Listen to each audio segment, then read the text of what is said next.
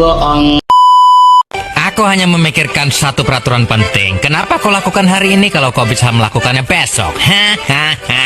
Few moments later.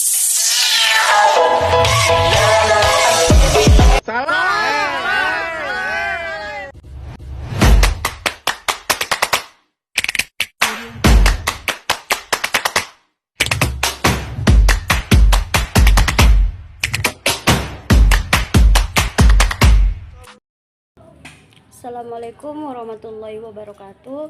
Perkenalkan, nama saya Sriwayuni Harahap, NIM 2340512, Prodi Manajemen Keuangan Syariah, Fakultas Ekonomi dan Bisnis Islam. Baiklah, di sini saya akan menjelaskan tentang sedikit makalah dari kelompok 1 sampai kelompok 3. Ekonomi makro dapat digunakan untuk menganalisis cara terbaik untuk memengaruhi target kebijakan seperti pertumbuhan ekonomi, stabilitas harga, tenaga kerja, dan keseimbangan neraca. Mengukur seberapa baik kinerja ekonomi.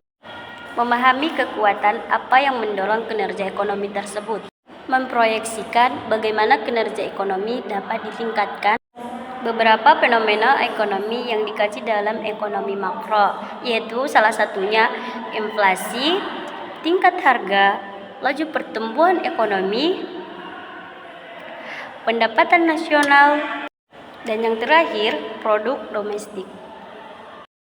Salah satu model perilaku manusia yang sering dibahas adalah model Maslow tentang hierarki kebutuhan. Model mengklasifikasikan kebutuhan manusia ke dalam 5 tingkatan yang mempengaruhi motivasi dan perilaku. Tingkat kebutuhan Maslow salah satunya ialah kebutuhan fisiologis, di mana kebutuhan fisiologis ini adalah dasar untuk bertahan hidup seperti makanan, air, dan tempat tinggal. Dan yang kedua, kebutuhan keamanan. Kebutuhan akan perlindungan fisik dan stabilitas termasuk kesehatan dan keselamatan. Yang ketiga, kebutuhan sosial, di mana kebutuhan akan cinta, apresiasi, dan hubungan sosial dengan orang lain. Yang keempat, kebutuhan harga diri, di mana kebutuhan harga diri ini ialah kebutuhan untuk dihargai baik dari diri sendiri maupun orang lain, termasuk pengakuan dan prestasi. Dan yang terakhir, kebutuhan aktualisasi diri, yaitu kebutuhan untuk mencapai potensi penuh dan pertumbuhan pribadi. Poin penting yang dapat kita ambil dari pembahasan kali ini adalah model ini menggambarkan bahwa individu harus memenuhi kebutuhan pada tingkat yang lebih rendah sebelum dapat memenuhi kebutuhan pada tingkat yang lebih tinggi.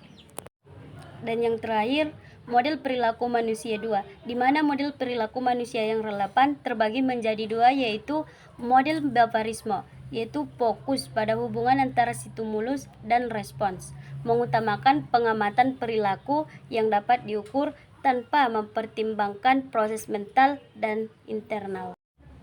Salah satu contohnya ialah pengondisian klasik atau Pavlov dan pengondisian operasi atau Skinner. Misalnya, anjing yang belajar saling berhubungan antara bel dan makanan.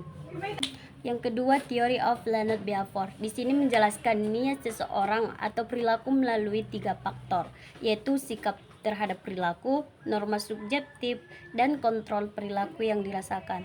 Salah satu contohnya ialah seseorang yang mempertimbangkan atau yang melakukan pelaksanaan berolahraga lebih banyak mungkin dipengaruhi oleh keyakinan positif tentang manfaat olahraga.